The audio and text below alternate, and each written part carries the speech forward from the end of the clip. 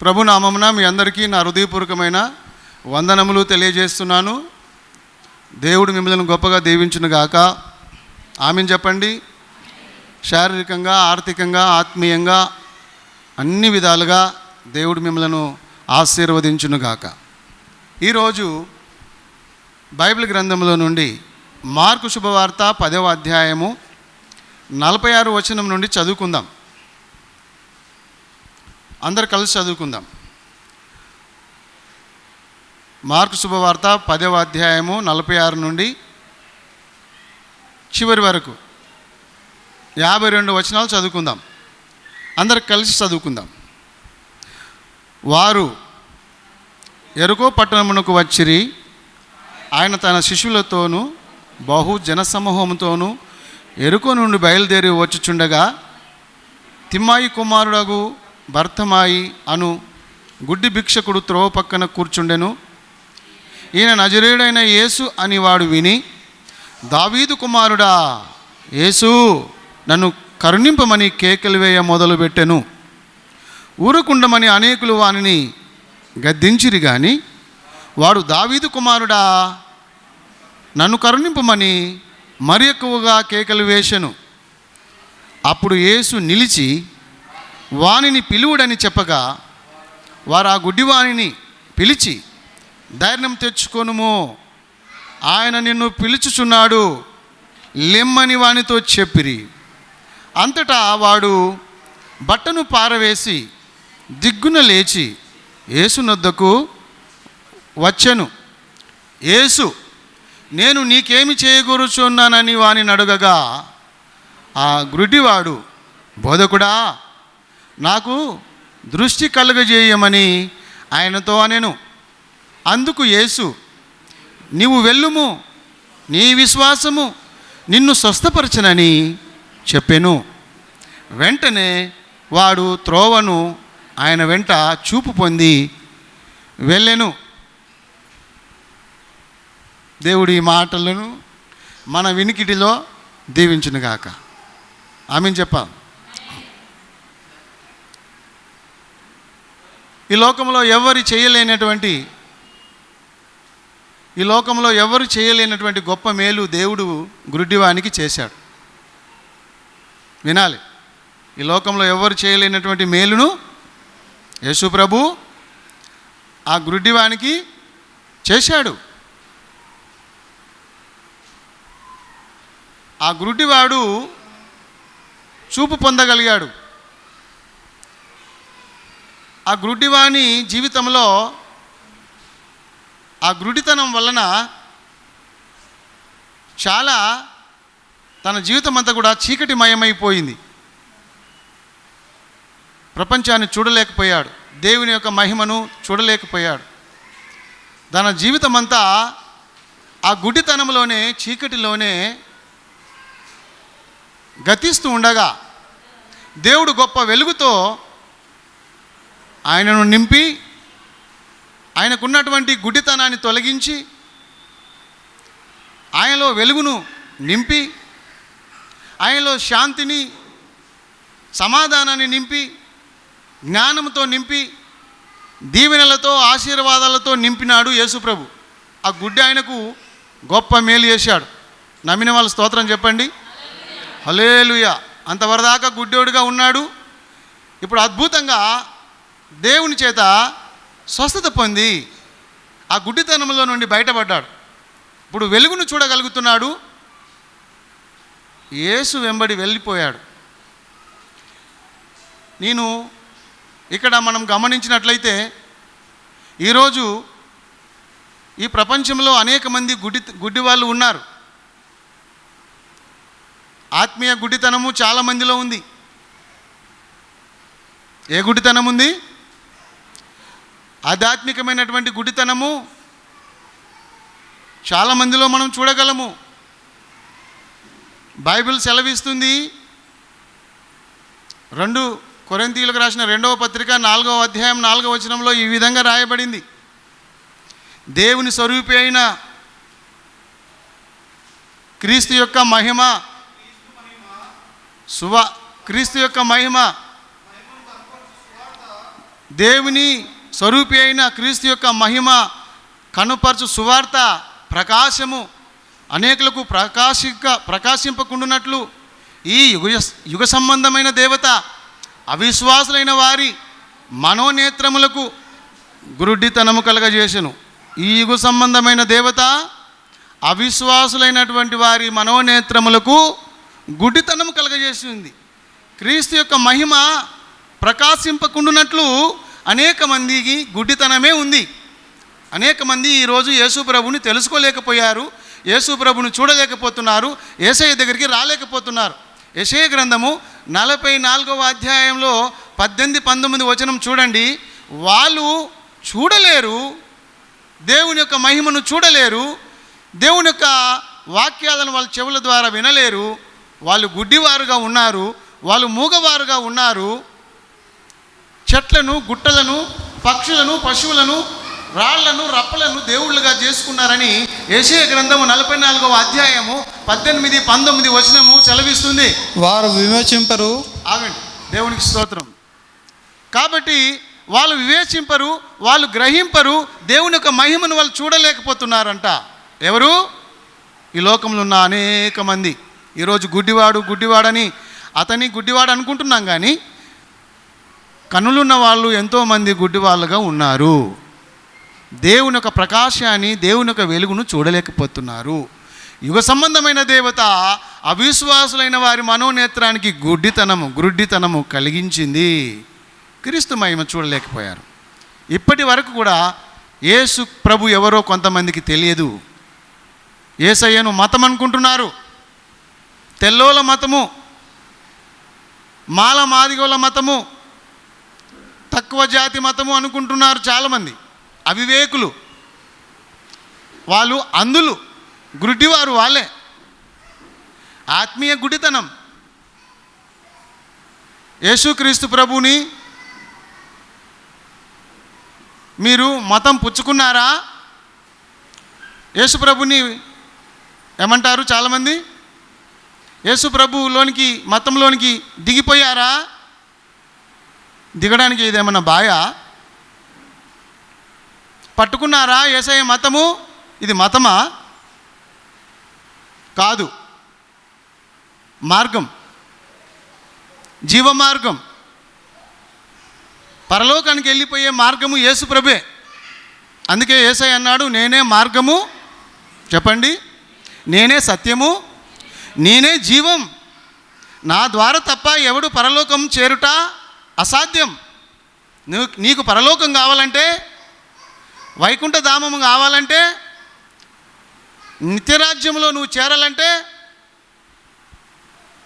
యేసు ప్రభుని నమ్ముకోవాల్సిందే. నీవెవరువైనా సరే, ఏ మతానికి చెందినవాడవైనా, ఏ ప్రాంతానికి చెందినవాడవైనా, ఏ జాతికి చెందినవాడవైనా, ఏ భాషకు చెందినవాడవైనా, ఏ రంగుకు చెందినవాడవైనా, ఈరోజు ప్రపంచంలో ఉన్న 4 మూలలో ఉన్న ప్రజలందరూ కూడా యేసు ప్రభువుని ఖచ్చితంగా నమ్ముకోవాలి. నమ్ముకొని బాప్తిసము పొందుకోవాలి. అప్పుడే రక్షణ కలుగుతుంది. స్తోత్రం చెప్పండి నమ్మిన వాళ్ళు. కొంతమంది నమ్మరు, వాళ్ళకి ఇంకా గుడితనమే ఉంది. దేవునికి మహిమ కలుగును గాక. బర్తలోమాయి గుడ్డి భిక్షకుడు చేసినటువంటి పనులు ఏంటి అంటే, ఆయన మొట్టమొదటిగా వాక్యాన్ని విన్నాడు, యేసుని గురించి విన్నాడు. వినడం వల్ల ఆయన గుడ్డితనము తొలగిపోయింది. దేవుని వాక్యాన్ని మనం విన్నట్లయితే మనలో ఉన్న ఆత్మీయ గుడ్డితనం కూడా తొలగిపోవును. హల్లెలూయా. మనలో ఉన్న చీకటంతా కూడా తొలగిపోతుంది. మనం వినాలి, దేవుని మాటలు వినాలి, వాక్యాన్ని మనం వినాలి. గుడ్డి భిక్షకుడు బర్తలోమై మొట్టమొదటి పని ఏం చేశాడంటే, ఆయన విన్నాడు, యేసుని గురించి విన్నాడు. రెండవది, అతడు కేకలు వేశాడు. యేసు నన్ను కరుణించమని కేకలు వేసి మొదలుపెట్టాను. కేకలు ప్రార్థన జీవితాన్ని సూచిస్తుంది. కాబట్టి ప్రతి కుటుంబంలో ప్రార్థన ఉండాలి, స్తుతి ఉండాలి, ఆరాధన ఉండాలి, దేవుని మహిమపరచాలి. మూడవది, మరెక్కువగా కేకలు వేసెను. ఇక్కడ ఒకటి మనం గమనించవలసిన ఆత్మీయ సత్యం ఒకటి తెలుసుకోవాలి. అనేకులు ఊరకుండుమని అన్నారు, కానీ ఈయన మాత్రము 48 వచనం చూసినట్లయితే, ఊరకుండుమని అనేకులు వానిని గద్దించిరి, కానీ వాడు దావీదు కుమారుడా, నన్ను కరుణించుమని మరీ ఎక్కువగా కేకలు వేసెను. ఇది చాలా ఇష్టమైంది నాకు. ఊరకుండమని ఎవరన్నారు తెలిసిన? ఆ చుట్టుపక్కన ఉన్నటువంటి జనులు. ఓయ్ ఊరకుండ అన్నారు. వాళ్ళు ఎవరు తెలిసిన? ఈయనకు రోజు భిక్షం పెట్టేవాళ్ళే. ఈయన బట్ట వరుసుకొని కూర్చుంటే, ఈ గుడ్డి భిక్షకుడు బట్ట వరుసుకొని కూర్చుంటే రోజు భిక్షం వేసేవాళ్ళు ఇప్పుడు ఏమంటున్నారంటే ఊరకుండమని గద్దించారు. మరి ఈయన ఊరకుండాలనా? భిక్షం వేసేటోళ్ళు కదా వాళ్ళు. ఈరోజు వాళ్ళ మాట వినకపోతే రేపు భిక్షం వేస్తారా? వేయరు కదా. పరిశానలో పడ్డాడు గుడ్డి ఆయన, సందిగ్ధంలో పడిపోయాడు. మరి ఈరోజు ఈ జనం మాట వినకపోతే రేపు నాకు భిక్షం పెట్టరు. మరి ఇప్పుడు వీళ్ళ మాట వినాలా, నా యేసయ్య మాట వినాలా అని ఆలోచనలో పడ్డాడు. వీరి మాట వినకపోతే నా బతుకు తెరువు లేదు కదా, నాకు భిక్షం బెటర్ కదా, ఎట్లా? ఇది అగ్ని లాంటి పరీక్షనే. నా జీవితంలో కూడా యేసు ప్రభుని నమ్ముకుంటే మా తల్లిదండ్రులు నన్ను బహిష్కరించేశారు, ఇంటి నుంచి వెలివేశారు, వెళ్ళగొట్టినారు. నన్ను యేసు ప్రభుని నమ్ముకోవద్దన్నారు, అడ్డుగా ఉన్నారు. ఎవరు అడ్డుగా ఉన్నారు నాకంటే? నా తల్లిదండ్రులే, నా బంధువులే, నా రక్త సంబంధులే, నా అన్నవారే, నా ఆప్తులే ఈరోజు యేసయ్యని నమ్ముకోవద్దని అంటున్నారు. మరి నేనేం చేయాలి? మా డాడీ చివరికి గొడ్డలు నూరుకొని తీసుకొని వచ్చాడు. చంపేస్తాను భయపెట్టిండు, చంపేస్తా, యేసు ప్రభుని వదులు అంటే నేనన్నా, నువ్వు చంపినా సరే నాకు యేసయ్యనే కావాలి. స్తోత్రం, హల్లెలూయా. ఆయన నన్ను చంపక నా గుంజను నరికేశాడు. మాది అప్పుడు ఇల్లు పాక, తాటాకుల పాక. దాంట్లో ఆ గుంజ ఉంటుంది, దాన్ని ఏమంటారు? నెట్టాడు అంటారు. నెట్టాడుని ఆయన నరికేశాడు, నన్ను నరకలే. మా అమ్మ అన్నది, ఇప్పుడు నెట్టాడు నరికేసాడు, రేపు నిన్ను నరికేస్తాడు, నీ మెడ నరికేస్తాడురా, నువ్వు వెళ్ళిపో అన్నది. నేను ఇంటి నుంచి పారిపోయినా. మా పాప ఉంది, పెద్ద పాప, ఆమెను భార్యను తీసుకొని వెళ్ళిపోయినా. యేసు ప్రభుని వదిలిపెట్టలే. అందుకే కదా ఈరోజు వాళ్ళందరూ నమ్ముకురు. ఒకవేళ నేను అప్పుడే భయపడి యేసయ్యని వదిలిపెడితే నా కుటుంబము రక్షింపబడకపోవు కదా, మా తల్లిదండ్రులు రక్షింపబడకపోదు కదా, నా బంధువులు రక్షింపబడకపోదురు కదా. ఈరోజు అందరూ రక్షింపబడ్డారంటే ఆ రోజున్న పట్టుదలనే కదా. స్తోత్రం చెప్పండి. చావుకైనా తెగించి నిలబడినందుకు ఈరోజు అమ్మ నమ్ముకుంది. మా అమ్మ పేరు కరుణమ్మ, డాడీ నమ్ముకున్నాడు, ఆయన పేరు ఆదాము. తమ్ముళ్ళందరూ నమ్ముకున్నారు, మా కుటుంబీకులందరూ నమ్ముకున్నారు, ఇంకా బంధువులు మిత్రులు అందరూ నమ్ముకున్నారు. వాళ్ళు కూడా సేవకులు అయ్యారు. దేవునికి స్తోత్రం, హల్లెలూయా. సాక్షిగా నిలబడ్డారు. ఇప్పుడు గర్వించవచ్చు, నేను సంతోషిస్తున్నా. నేను ఈ బర్తలోమాయికి కూడా అదే పరీక్ష వచ్చింది, ఆ గుడ్డి భిక్షకుని కూడా అదే పరీక్ష కలిగింది. ఇప్పుడు అక్కడ ఉన్న వాళ్ళందరూ ఊరకుండా మొర్రపెట్టకు అంటున్నారు. భిక్షమేసేటోళ్ళు వాళ్ళు, రోజు భిక్షమేసేటోళ్ళు. ఇప్పుడు అతను వాళ్ళ మాట వినాలా, వినవద్దా? ఆయన విన్నాడా, వినలేదా? వినలేదు. దేవునికి స్తోత్రం. మరి ఎక్కువగా కేకలు వేసిండు. వీళ్ళు ఎంత వద్దన్నా, నువ్వు భిక్షం వేయకపోయినా సరే, రేపు నువ్వు పైసలు ఇవ్వకపోయినా సరే, నా యేసయ్యనే నన్ను స్వస్థపరుస్తాడు, ఈ భిక్షం ఎత్తను నేను, ఆయన నన్ను పోషిస్తాడు అని వీళ్ళ మాటలన్నీ పక్కకు పెట్టేసి ధైర్యం తెచ్చుకొని యేసు ప్రభువా అని మరీ ఎక్కువగా కేకలు వేశాడు. హల్లెలూయా. మన జీవితాల్లో కూడా కొంతమంది అడ్డుపడవచ్చు. అమ్మా, మీ తల్లిదండ్రులు వద్దంటున్నారా, మీ అన్నదమ్ములు వద్దంటున్నారా, నీ బంధువులు వద్దంటున్నారా, బిడ్డ పెళ్ళి అయ్యేదాకా నేను యేసయ్యని నమ్మని అంటున్నావా, కొడుకు పెళ్ళి అయ్యేదాకా నేను యేసయ్యని నమ్ముకున్నాను అంటున్నావా, ఎవరు చూసి నువ్వు భయపడుతున్నావు? తక్షణమే యేసయ్యను నమ్ముకో. స్తోత్రం, హల్లెలూయా. ఈ గుడ్డి భిక్షకుడు త్యాగం చేశాడు. ఒక పట్టుదల కలిగి యేసయ్యను మరి ఎక్కువగా కేకలు వేయడం మొదలు పెడితే యేసయ్య అక్కడ నిలిచిపోయాడు. హల్లెలూయా. యేసయ్య అక్కడ నిలిచిపోయాడు. ఏం జరిగింది చూడండి. అక్కడ 49లో అంటాడు, అప్పుడు యేసు నిలిచి వారిని పిలువుడని చెప్పగా వారు ఆ గుడ్డివారిని పిలిచి, ధైర్యం తెచ్చుకొనుము, ఆయన నిన్ను పిలుస్తున్నాడు, లెమ్మని వానితో చెప్పిరి. వీళ్ళెవరు? చెప్పిన వాళ్ళు ఎవరు? ఆలే. ముందు ఊరుకోమన్నారా? వాళ్ళే ఇప్పుడు ఏమంటున్నారు తెలిసిన? యేసు పిలుస్తుండు, పోవయ్యా. నిజమే అనిపించింది నాకు కూడా. ముందు అడ్డుగా ఉన్న వాళ్ళందరూ కూడా తర్వాత మనకే వాళ్ళు సపోర్ట్ చేస్తారు. హల్లెలూయా. దేవుడు వాళ్ళని మారుస్తాడు, తిరిగి వాళ్ళు మనకు సపోర్ట్ చేస్తారు. ముందు వద్దన్న వాళ్ళందరూ కూడా యేసయ్యను నమ్ముకుంటారు. ఈ గుడ్డి భిక్షకుని దగ్గర కూడా వాళ్ళు ఏమన్నా తెలిసిన, పో యేసయ్య పిలుస్తుండు, పో, ఎంత అదృష్టవంతుడు రా బాబు నువ్వు, పో అని చెప్పారు. వాళ్ళే చెప్పారు. నన్ను తిట్టినోలే ఈరోజు నన్ను పొగుడుతున్నారు. హల్లెలూయా. నన్ను శపించిన వాళ్ళే ఈరోజు నన్ను ఆశీర్వదిస్తున్నారు.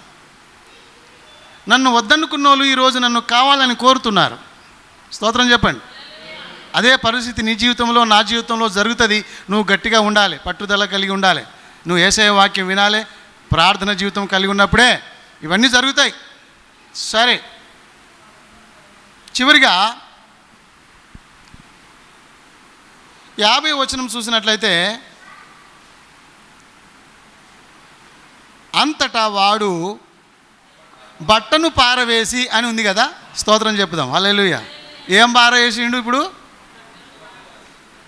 ఎందుకు పారేసిండు? మరి రేపు పరుచుకొని అడుకోవాలి కదా పైసలు. రేపు రోడ్డు మీద పరుచుకొని పైసలు అడుక్కునే బట్ట కదా అది. ఇప్పుడు ఎందుకు పారవేస్తున్నాడు ఆడు? ఎంత విశ్వాసమానికి. అందుకే యేసయ్య నీ విశ్వాసమే నిన్ను స్వస్థపరిచనని చివరిలో చెప్పాడు. హల్లెలూయా. ఆ గుడ్డి భిక్షకునికి, ఆ బర్తలోమాయికి ఎంత విశ్వాసం చూడండి. బట్టను పారవేసి. మనమైతే మళ్ళొస్తా యేసయ్య స్వస్థపరచడో అటొక్క కాలు ఇటొక కాలు, గోడ మీద పిల్లి, సగం మారు మనసు సగం దుర్మార్గపు మనసు, సగం లోకము సగం దేవుడు. కొంతమంది అట్లనే ఉంటారు, అటు ఇటు, ఎటుగా అరువిలు, ఉట్టికి అందరూ స్వర్గానికి అందరూ నరకంలో ఏడుస్తారు. ఈ ఆధారం అయితే పెట్టుకున్నాడా? పెట్టుకోలే. ఈరోజు సేవకు వచ్చే వాళ్ళు ఎట్లా వస్తారు తెలిసిన? సుఖం, రాబడి ఉందా? అక్కడ పోతే నేను పోషించబడతానా? పోషణకర్తలు ఉన్నారా? అన్నీ చూసుకొని సేవ చేసే వాళ్ళు ఉన్నారు ఈరోజు. అది సేవనే కానే కాదు. సేవ అంటే సావుకైనా సిద్ధమే. అట్లా రావాలి.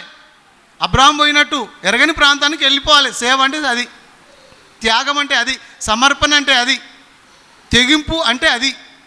తెగింపు లేదు, త్యాగం లేదు, సమర్పణ లేదు, గొప్పలు మాత్రం ఎక్కువైపోయినాయి. దేవునికి స్తోత్రం. హల్లెలూయా.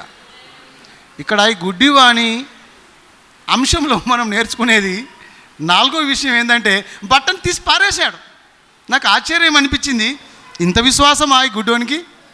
కళ్ళు రాకముందే, ఏమా కళ్ళు వచ్చినాయి ఆయనకు? రాలే. ఇంకా కళ్ళు రాకముందే బట్టను పారేసిండంటే ఎంత గొప్ప త్యాగం ఇది. కొంతమంది అంటారు, నాకు దేవుడు ఇది చేస్తే వస్తా చర్చికి, దేవుడు నాకు ఉద్యోగం ఇస్తే చర్చికి వస్తా, దేవుడు నాకు సంతానం ఇస్తే చర్చికి వస్తా, దేవుడు నాకు ముందు ఇవ్వాలంట వీళ్ళకు, దేవుడు ముందు వీళ్ళకి ఇస్తే వస్తారంట. ఇదే నా విశ్వాసం. దేవుడు నీకు ముందు ఏదో ఇస్తే వస్తావా? పనికి మాలిన విశ్వాసం అది. నువ్వు విశ్వాసమేనా అసలుకి? నువ్వు ముందు రా. సమర్పణ, త్యాగము, తెగింపు, గొప్ప విశ్వాసం గలవాడవై రా. అప్పుడే అద్భుతాలు జరుగుతాయి. స్తోత్రం చెప్పండి. దేవుని నమ్ముకుంటే మేలు కలుగుతాయా, నమ్మకం మొక్కపోతే కలుగుతాయా? మరి నాకు బిడ్డని ఇస్తే వస్తా, నాకు కొడుకుని ఇస్తే వస్తా, నాకు జాబ్ ఇస్తే వస్తా, నాకు మేలు జరిగితే వస్తా, ఇదేంది? నువ్వు రా, చర్చికి ముందు రాను అన్నీ జరుగుతాయి. గుడ్డివాడు బర్తలోమాయి బట్టను వారేసిండు. నాకు చాలా సంతోషం అనిపించింది ఆ సందర్భం. ఏం వారేసిండు? జీవనోపాధి. ఆ రోడ్డు మీద వరుసుకొని అడుక్కునే బట్టది. అందరూ రూపాయో 2 రూపాయలో 5 రూపాయలో 10 రూపాయలు వేసే బట్టది. అది ఈరోజు ఏం చేస్తుండ ఆయన? పారేసేసిండు. నువ్వు పారేస్తావా? ఆ సమర్పణ ఉందా? నీ తల్లి ఇంటిని విడువమంటేనే విడువవు, నీ స్వజనులను విడువమంటేనే విడువవు, నీ స్వదేశం విడువమంటేనే విడువవు. ఎందుకు? నీ త్యాగం ఏది? సమర్పణ ఏది? తెగింపేది? ఇవి విడువవు, అవి కావాలి.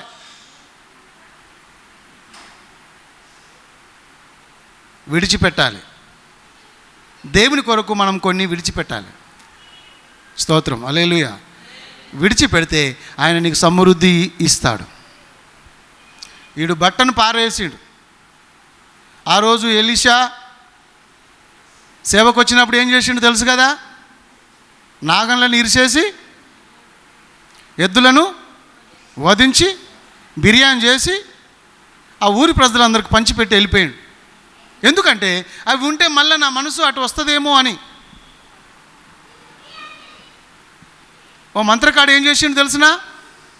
ఆ పుస్తకాలన్నీ తెచ్చి ఫిలిప్ దగ్గర కుప్ప పోసి కాలబెట్టేసిండు. పుస్తకాలు, పంచాంగాలు, జ్యోతిష్కం కాలబెట్టిండు. అది సమర్పణ. కానీ ఇంట్లో మూట కట్టి వచ్చి పెట్టి ఇక్కడ యేసయ్యని నమ్ముకొని ఇక్కడ మంచిగా ఉంటే మంచిది, లేకపోతే మళ్ళీ అదే వెనకకెళ్ళి పంచాంగాలు చెప్పుకుంటా ఇట్లా వద్దు. 2 తలంపుల మధ్యలో క్రైస్తవులు ఉండొద్దు. 2 నాలుకలు దేనికుంటాయి? పాముకుంటాయి. 2 తలంపులు ఉండకూడదు. ఒక త్యాగం ఉంటే ఉండాలంతే, అది సత్యదాకా. యేసుప్రభు శిశువులు యేసయ్యను వెంబడించినప్పుడు వలను విడిచిపెట్టేశారు, పడవలను వదిలిపెట్టేశారు, తన ఇంటిని వదిలిపెట్టేశారు, తన బ్రతుకు తెరుగును వదిలిపెట్టేశారు, యేసును వెంబడించారు. అందుకే దేవుడు అద్భుతంగా ఆ సేవకులను వాడుకున్నాడు, గొప్పగా వాళ్ళని ఆశీర్వదించాడు. 12 సింహాసనాలు శిష్యులకు ఇచ్చాడు. స్తోత్రం చెప్పండి. వాళ్ళకు 12 సింహాసనాలు ఉట్టినే రాలే, వాళ్ళు చేసిన త్యాగం అది. ఈరోజు త్యాగం లేకుండా విడవవు గొప్పలు. అది కొంతమంది నమ్మడం, మోసం. మనం త్యాగం కలిగిన బిడ్డలుగా ఈ గ్రుడ్డి భిక్షకుని దగ్గర, బర్తలోమాయి దగ్గర మనం నేర్చుకుంటున్న 4వ విషయం ఏంటంటే, వాడు ఏం పారేశాడు? సేవకు వస్తే అన్నీ వదిలిపెట్టేసాలి, రిజైన్ చేయాలి. అవసరమైతే ఉద్యోగానికి కూడా రిజైన్ చేయవలసిన అవసరం వస్తే రిజైన్ చేసి సేవ చేయాలి. చాలామంది భక్తులు అలా చేశారు. త్యాగం. ఒకటి వదిలితే దేవుడు ఒకటి ఇస్తాడు. అది వదలవు, ఇది కావాలంటే ఎట్లా వస్తుంది? అది వాక్యానుసారం కాదు. 5వది ఏంటంటే, దిగ్గున లేచి యేసు యొద్దకు వచ్చెను. ఇది కూడా మంచి పాయింటే. యేసయ్య దగ్గరికి ఎట్లా వచ్చాడు ఆయన? లేట్ చేశాడా? ఆలస్యం చేశాడా? యేసయ్య పిలిచినప్పుడు మనం ఏం చేయాలి? తక్షణమే యేసయ్య దగ్గర వాలిపోవాలి. చిత్తం ప్రభు అనాలి. ఆయన పిలిస్తే ఆయన పిలుపుకు లోబడాలి కదా. వాక్యం సెలవిస్తుంది, నేను పిలిస్తే ఎవరు పలుకుతలేరు, నేను పిలవగా ఎవరు పలకలేరు అని సామెత గ్రంథంలో ఉంది. దేవుడు బాధపడుతుండు, నేను పిలిస్తే ఎవరు పలుకుతలేరు, నన్ను దేవునిగా మహిమపరుస్తలేరు, నా మాట ఎవరు వినటలేదు, ఎవరు నాకు లోబడతలేదని దేవుడు బాధపడుతుండు. పాపిష్టి జనమా, దోషభరితమైన ప్రజలారా, చెడుపు చేసే పిల్లలారా, ఆకాశమా ఆలకించు, భూమి చెవియొగ్గుము, నేను పిల్లల్ని పెంచి పెద్దగా చేస్తే వాళ్ళు నాకు తిరుగుబాటు చేశారు. దేవుని మాటకు లోబడాలిగా, విధేయత చూపాలిగా. కానీ అందరూ అవిధేయులు అయిపోయారని బైబిల్ సెలవిస్తుంది. అందరూ అవిధేయులై చెట్టాకు వలె అరణ్యంలో రాలిపోయారు ఇశ్రాయేలీలు. ఎందుకు రాలిపోయారంటే అవిధేయులు. అవ్వ అవిధేయత చూపింది. తినొద్దమ్మా పండు అంటే ఆమె ఏం చేసింది? వెళ్ళి తిన్నది. అర్థమేంటి? దేవుని మాటకు విలువిచ్చిందా? దేవుని మాటకు లోబడిందా? లేదు, త్రోసివేసింది, ఆజ్ఞ అతిక్రమించింది. ఆమె నిర్లక్ష్యం చేసింది, అవిధేయురాలైపోయింది. ఈరోజు గ్రుడ్డి భిక్షకుడు బర్తలోమాయి తక్షణమే దిగ్గున లేచి ఆయన రమ్మనంగానే వెళ్ళిపోయాడు. స్తోత్రం చెప్పుదాం. దేవుడు నిన్ను పిలుస్తుండే, వస్తావా? దేవుడు కొంతమందిని పిలిస్తే రాలే. నేను పొలం కొనుక్కున్నా, పొలాన్ని పరీక్షించ వెళుతున్నా, ఇప్పుడు నేను రాలేను అన్నాడు ఒక ఆయన. పొలం కొన్నాడంట, పొలాన్ని పరీక్షించడానికి పోతాడంట. ఇంకో ఆయన అన్నాడు, నేను ఇప్పుడే పెళ్లి చేసుకున్నా, నేను రాలేకపోతున్నా అన్నాడు ఒక ఆయన. సాకులు చెప్పిరు, నెపములు చెప్పిరు. ఈరోజు యేసయ్య పిలిస్తే రావా? యేసయ్య పిలుపు నిర్లక్ష్యం చేస్తావా? బూదిగంత నివాసులారా, నా వైపు చూసి రక్షణ పొందండి, నేనే దేవుడను. ప్రయాసపడి భారం మోస్తున్న సమస్త జనులారా, నా యొద్దకు రండి, నేను మీకు విశ్రాంతిని ఇస్తా. దేవుడు పిలుస్తున్నాడు. దప్పికొనిన వారలారా, నా యొద్దకు రండి, రూకలు లేకయే ఈ నీళ్లను త్రాగండి, ఉచితంగా నేను మీకు ఈ జీవజలములు ఇస్తా, రండి అని దేవుడు పిలిస్తే రారే? రావాలి, రక్షణ పొందాలి. యేసయ్య చెంతకు రండి.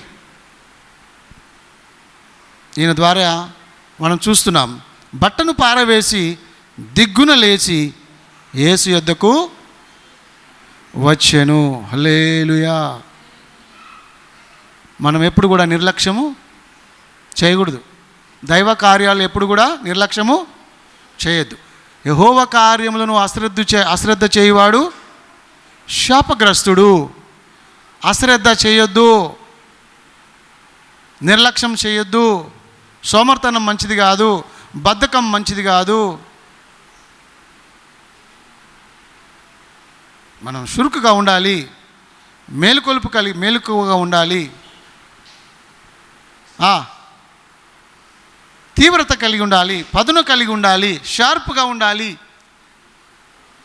పాముల వల్ల వివేకము, పావురం వల్ల నిష్కపటులై ఉండాలి. బహుజాగ్రత్తగా ఉండాలి క్రైస్తవ పిల్లలు, దేవుని పిల్లలు. హల్లెలూయా. ఆయన వచ్చేసాడు. దేవునికి స్తోత్రం కలుగును గాక. బట్టను పారవేసి దిగ్గున లేచి యేసు యొద్దకు వచ్చెను. 6వది చూద్దాం. 51వ వచనంలో ఉంది, యేసు, నేను నీకేమి చేయగోరుచున్నావని వారిని అడగగా ఆ గ్రుడ్డివాడు, బోధకుడా, నాకు దృష్టిని కలగజేయమని ఆయనతో అనేను. ఏమడిగాడు ఈయన? గ్రుడ్డి ఆయన ఏమడిగాడు? నేను నీకేం చేయగోరబోతున్నావు, నేనేం చేయాలని అడిగితే ఆయన ఏమడిగాడు? చెప్పరేంటి? దృష్టిని కలగజేయమని అడిగాడు. హల్లెలూయా. అవసరమైనదే అడిగాడు. ఏమడిగిండు ఆయన? ఆయనకి ఏది అత్యవసరమో అదే అడిగిండు. మనం కూడా ఏం అడగాలో తెలుసునా? దేవుని గొప్పలు అడగొద్దు, మన అవసరాలను అడగాలి. గాలి మోటార్ అడిగితే మంచిది అంటవా? ఎరప్లేన్ ఈ ప్రభువా అని ఇంటికి ఇక్కడ కూర్చొని ఉపవాసం చేసినావు అనుకో, నువ్వు ప్రార్థన చేసినావు మందిరంలో, ఏమడుగుతున్నావు? ఎరప్లేన్ ఇయ్యి, గాలి మోటార్ ఇయ్యి నాకు. ఇది దురుద్దేశం. కొంతమంది దురుద్దేశాలతో ప్రార్థనలు చేస్తారు. దురుద్దేశంతో ఎప్పుడు ప్రార్థన చేయొద్దు. యాకోబు పత్రికలో ఈ మాట ఉందనుకుంటా. వాళ్ళు అడుగుదురు కానీ దేవుడు వాళ్ళకి ఇయ్యడట. యాకోబు పత్రిక 5వ అధ్యాయము లేదా 4వ అధ్యాయంలో ఉంది చూడండి ఒకసారి. యాకోబు పత్రిక తీనానా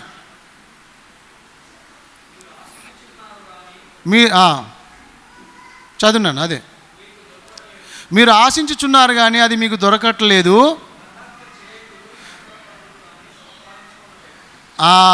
చాలు. 2వ వచనం, లేకపోతే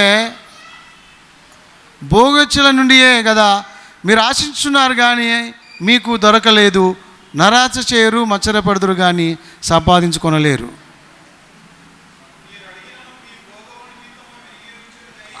మీరు అడిగినను మీ భోగముల నిమిత్తమే అడుగుతున్నారు కాబట్టి అది మీకు దొరకలేదు.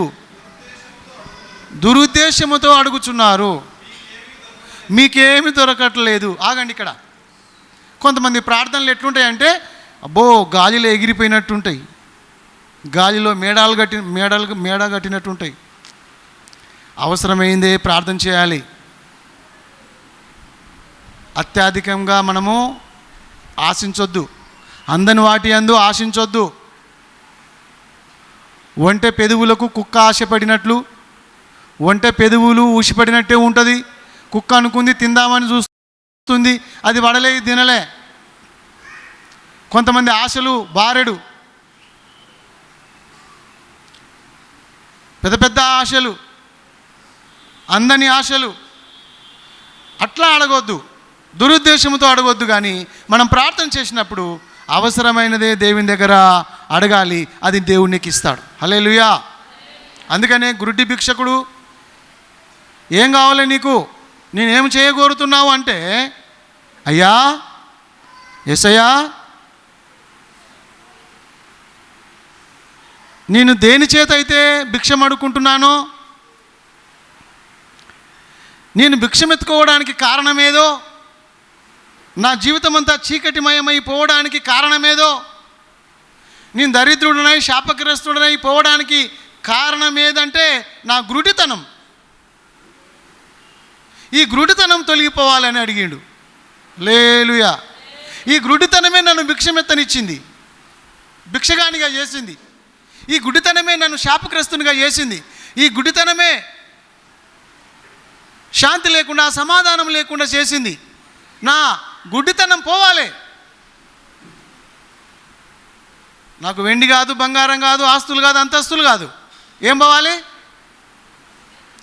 గుడ్డితనం పోవాలి. నా గుడ్డితనం తొలగించయ్యా, నా చీకటి తొలగించయ్యా, నా అంధత్వం తొలగించయ్యా అని ప్రార్థన చేసిండు. హల్లెలూయా. అవసరమైందే చేసిండు ఆయన, లేనిది చేయలే. ఒక ఆయన ప్రార్థన చేసిండంట. ఏం ప్రార్థన చేసిండంటే, ప్రభువా ఎవరికి లేని పెద్ద వాహనము నాకు ఇయ్యి అన్నాడట. ఏంటంట? ఎవరికి లేనటువంటి వాహనం పెద్దది నాకు ఇయ్యి అని అడిగిండట. 3 అడిగిండు దేవుని. 2వది, బ్యాగ్ నిండా పైసలు ఉండాలి, పెద్ద బ్యాగ్లో పైసలు ఉండాలి, బ్యాగ్ నిండా, అది ఇయ్యి. 3వది, నా చుట్టుముట్టు ఆడపిల్లలు ఉండాలి, నా చుట్టుముట్టు ఆడవాళ్ళు ఉండాలని అడిగిండట. 3 అడిగిండు ఆయన దేవుని. కొన్ని రోజులు అయినాక ఈయనకు కండక్టర్ జాబ్ వచ్చింది. ఏం బాధరా బాబు, మంచి జాబ్కు అప్లై చేసిండు కానీ ఏ జాబ్ రాలే, కండక్టర్ జాబ్ వచ్చింది, ఉద్యోగం. ఆ కండక్టర్ ఉద్యోగంలో గునుస్తూ సనుగుతున్నాడంట. దేవుడా నిన్ను అడిగిన ఈ 3 ఇవ్వకపోతివి అంటే దేవుడు అన్నాడంట, ఇచ్చిన బిడ్డ, ఇచ్చినవా? ఇచ్చిన కదా. ఎవరి దగ్గర లేని వాహనం బస్సు నీకు పెద్దది ఇచ్చినగా, పెద్ద వాహనమేగా బస్సు. అదే నీకు ఇచ్చిన బ్యాగ్ ఇచ్చిన కదా, పైసలు ఉన్నాయిగా, చుట్టుముట్ట ఆడవాళ్ళు ఉన్నారుగా, ఇప్పుడు ఫ్రీ బస్. నువ్వు అడిగిన ఈ 3 కదా బిడ్డ. పెద్ద వాహనం ఇవ్వమన్నావు, బ్యాగ్ నిండా పైసలు కావాలన్నావు, చుట్టుముట్ట స్త్రీలు ఉండాలన్నావు, అది ఇచ్చిన కదా. గిదా మరి కదే. మరి అడిగేటోడు కారో గీరో అడగలగా, పెద్ద వాహనం అంట, ఎవరి దగ్గర లేని వాహనం పెద్దది కావాలన్నప్పుడు మరి ఇంకేది, లారీ ఇచ్చే బదులు బస్ ఇచ్చిండు. అట్లా అడగొద్దు. ఈ బర్తలోమాయి గుడ్డి భిక్షకుడు మంచి ప్రార్థన చేసిండు, దేవుడు ఆయన గుడ్డితనం తొలగించిండు. హల్లెలూయా. చివరికి వద్దాం. చివరి మాట ఏమన్నాడు? చివరి మాట, అందుకు యేసు ఇది అన్నమాట గొప్ప విశ్వాసం. గురుడి భిక్షకునిలో ఉన్నటువంటి గొప్ప విశ్వాసం ఈరోజు మనకున్నదా? బర్తలోమాయికి ఉన్నటువంటి విశ్వాసం ఈరోజు మనకున్నదా?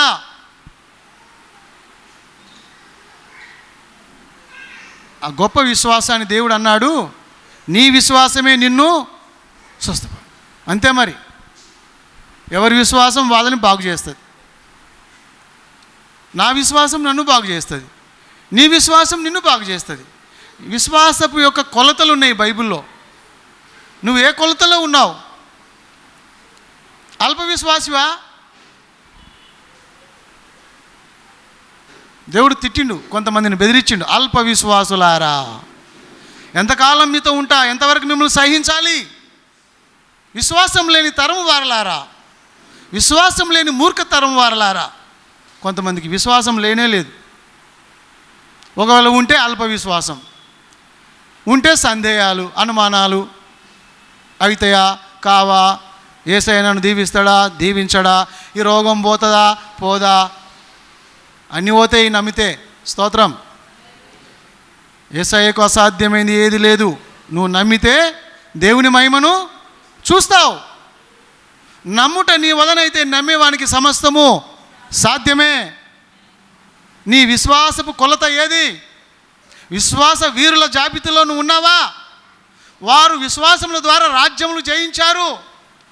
వారు విశ్వాసం ద్వారా సింహం బోలను నోర్లను మూయించారు. విశ్వాసం ద్వారా అగ్ని బాణములను చల్లార్చారు. విశ్వాసం ద్వారా అనేకమైన అద్భుత కార్యాలు చేశారు మన పితరులు. విశ్వాస వీరులు తెగించారు. ఉందా విశ్వాసం నీకు? అల్ప విశ్వాసంతో బ్రతుకుతున్నావా? శిష్యులు వచ్చి యేసయ్యా మా విశ్వాసము వృద్ధి పొందించుము అని అడిగారు. విశ్వాసం పెరగాలి నీకు, విశ్వాసం రావాలి నీలో, అద్భుతం పొందుతావు. ఆయన విశ్వాసాన్ని యేసు ప్రభు అభినందించాడు, మెచ్చుకున్నాడు. నీ విశ్వాసమే నిన్నే స్వస్థపరిచింది, నువ్వు గొప్ప విశ్వాసం కలిగిన వాడవని దేవుడు ఆ గురుడి భిక్షకుని బర్తలోమాయిని దేవుడు చెప్పాడు. వెంటనే ఆయన చూపు పొందాడు. చూపు పొంది ఏం చేశాడు? చివరిగా చూపు పొందిన వెంటనే ఎక్కడ వెళ్ళిండు? ఆయన వెంట వెళ్ళిపోయాడు. దేవుని స్తోత్రం. హల్లెలూయా. ఇంకా వెనకకి తిరిగి చూడలేదు, ఇంకా మళ్ళా అడక తినడానికి రాలేదు, ఇంకా ఎక్కడ అడుకున్నట్టు ఆయన గురించి లేదు. ఎప్పుడైతే చూపు పొందాడో, వెలుగుతో నింపబడ్డాడో, దేవుని మహిమతో నింపబడ్డాడో, ఎప్పుడైతే రక్షింపబడ్డాడో మళ్ళీ పాపం వైపు చూడలేదు, లోకం వైపు చూడలేదు, శరీర ఇచ్చల వైపు చూడలేదు, శరీర కోరికల వైపు చూడలేదు. మనం యేసుని చూడాలి. యేసు వెంబడి వెళ్ళిపోయాడు. ఈరోజు రక్షింపబడిన వాళ్ళ మనందరం ఎవరి వెంబడి వెళ్ళాలి? లోకం వెంబడా? సాతాను వెంబడా? కాదు. మనం రక్షించినటువంటి, మన కొరకు ప్రాణాన్ని పెట్టినటువంటి, మన కొరకు శిలువలో రక్తము కార్చినటువంటి యేసుక్రీస్తు కొరకే బ్రతుకుట క్రీస్తే, చావైతే లాభము. ఆయన కొరకే బ్రతకాలి, ఆయన కొరకే చనిపోవాలి. సగ జీవితం అయిపోయింది, ఇంకా సగం ఉంది. ఈ సగ జీవితాన్ని, ఈ శేష జీవితాన్ని యేసయ్య కొరకు ఖర్చు పెట్టండి. నీ సమయాన్ని, నీ డబ్బుని, నీ ఆరోగ్యాన్ని, నీ బలాన్ని, సర్వాన్ని యేసయ్య కొరకు ఖర్చు పెట్టండి. హల్లెలూయా. యేసయ్య మిమ్మల్ని దీవించునుగాక. మనం లేవాలి. ఇంకెందాక లోకంలో ఉంటావు, ఇంకెందాక పాపములో ఉంటావు, ఇంకెందాక శరీర కోరికలలో ఇంకా నిమగ్నమైపోతావు. రా, ఆయన దిగ్గున లేచాడు. నువ్వు కూడా లేచిరా, పాత జీవితం పారేసాయి. ఆ రోజు సమరయ స్త్రీ కుండను పారేసింది, యేసును వెంబడించింది. జక్కయ్య సమస్తం వదిలిపెట్టి యేసును వెంబడించాడు. ఈ గుడ్డి భిక్షకుడు తన బట్టను పారవేసి దిగ్గున లేచి యేసును వెంబడించాడు. నీవు నేను కూడా ఈ రోజుల్లో, చివరి రోజుల్లో యేసయ్యను వెంబడిద్దాం. ప్రార్థన చేసుకుందాం. పరలోకపు తండ్రి, గురుడి భిక్షకుడు ఏం చేశాడు, ఎలా చూపి పొందాడో కొన్ని మాటలు ధ్యానం చేసుకోవడానికి కృప దయచేసినావు తండ్రి. ఆ బర్తలోమాయి గురుడి భిక్షకుడు మొట్టమొదటిగా నీ మాటలు విన్నాడు. మేము కూడా నీ వాక్యాన్ని వినాలి. రెండవది, అతడు మొరపెట్టాడు. మేము కూడా ప్రార్థన జీవితం కలిగి ఉండాలి. అడ్డులు వచ్చినా, ఆటంకాలు వచ్చినా మరి ఎక్కువగా మేము ప్రార్థన చేయాలి. నాలుగవదిగా, అతడు బట్టను పారవేసి పాత జీవితానికి ఫుల్ స్టాప్ చెప్పి కొత్త జీవితాన్ని జీవించాడు. దిగ్గున లేచాడు, ఆలస్యం చేయలేదు. దిగ్గున లేచి యేసయ్య చెంతకు చేరుకున్నాడు. మేము కూడా అలాగనే లోకంలో మేము కూర్చోకుండా, నిర్లక్ష్యం కలిగి ఉండకుండా, సోమర్తనం కలిగి ఉండకుండా, దైవ కార్యాల విషయాలలో మేము సురుకుతనం కలిగి ఉండడానికి కృప దయచేయి ప్రభువా. అలాగే ఆరవదిగా, నేను నీకు ఏమి చేయాలని కోరుతున్నావు అని అడిగినప్పుడు అవసరమైనదే అడిగిండు.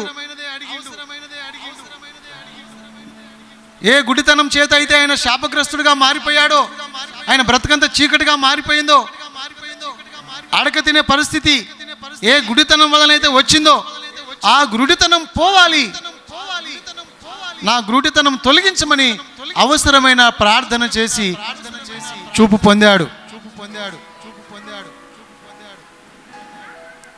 ఆరవదిగా, అతని విశ్వాసము గొప్పది, నీ విశ్వాసమే నిన్ను స్వస్థపరచునని యేసయ్య చెప్పాడు. ఏడవదిగా, అతడు చేసిన పని ఏంటంటే చూపు పొంది నీ వెంబడి వెళ్ళాడు, నిన్ను వెంబడించాడు ప్రభు. మేమందరం కూడా నిన్ను వెంబడించడానికి కృప దయచేయండి. మీ సేవలో, మీ మార్గంలో మమ్మల్ని నడిపించండి. మీ ఆత్మచేత నింపండి, మా చెయ్యి బట్టి నడిపించండి. గురుడి భిక్షకుడు బర్తలోమాయిలో నుండి కొన్ని ఆత్మీయ సత్యాలు మేము నేర్చుకున్నాం ప్రభువా. అలాంటి జీవితం మాకు కూడా దయచేయమని, మా ఆత్మీయ గుడ్డితనం తొలగిపోవాలి ప్రభు. మేమందరం కూడా ఆత్మీయ గుడ్డోలుగా ఉన్నాం ప్రభు. మా గుడ్డితనం తొలగించయ్యా. నీ ధర్మశాస్త్రమందున్న ఆశ్చర్య కార్యాలు చూచినట్లు నా కళ్ళను తెరువుము. నీ ధర్మశాస్త్రమందున్న ఆశ్చర్య క్రియలను చూచినట్లు, ఆశ్చర్య కార్యములు చూచినట్లు నా కళ్ళను తెరువుము. మా ఆత్మీయ గుడ్డితనం తొలగించి వెలిగించి నీ కొరకు మమ్మల్ని వాడుకో ప్రభు. యేసు నామములో ప్రార్థిస్తున్నాం తండ్రి, ఆమేన్.